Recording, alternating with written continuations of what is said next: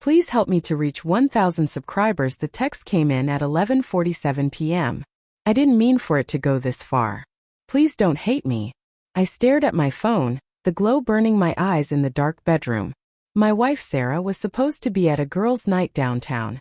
Cheap wine, loud music, harmless gossip. That's what she'd said while kissing my cheek and grabbing her coat. But something in her tone had felt rehearsed, like she was reading from a script she didn't fully believe. I typed back, "What are you talking about?" The message showed as read. No reply. That was the moment the air in our marriage changed. Not with a scream or a confession. Just a quiet, sickening shift, like something precious cracking beneath your feet. For weeks before that night I'd felt it. The distance. She guarded her phone like it was a loaded weapon. She laughed more at messages than at anything I said. When I asked who she was talking to, she'd smile too quickly and say, "Just friends." I told myself I was paranoid. We'd been married 9 years. We had routines, Sunday grocery trips, late-night takeout, her feet always cold against my calves in bed. You don't throw that away over a gut feeling. But then there were the missed calls. The night she came home smelling different, sweet, unfamiliar perfume mixed with something sharper. Alcohol, maybe. Or excitement. When I asked, she shrugged it off. "You're imagining things." That night after the text, I couldn't sleep. I lay there replaying every moment from the past month, my mind doing cruel math. At 1:12 a.m. I heard her keys. She walked in quietly, like a stranger trying not to wake the house. I didn't pretend to be asleep. She froze when she saw me sitting on the edge of the bed. Her makeup was smudged. Her hair was undone in a way that wasn't accidental. "Where were you?" I asked. My voice sounded older than I felt. She sat down slowly, hands shaking. "I went to a party. A girls' night." She swallowed. "No."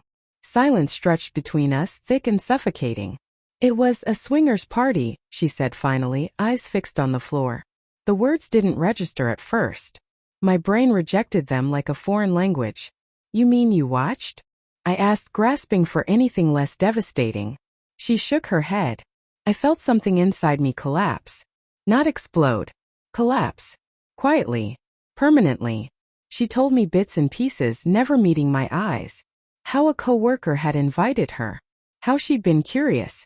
How she'd promised herself she'd just observe. Then came the alcohol. The attention.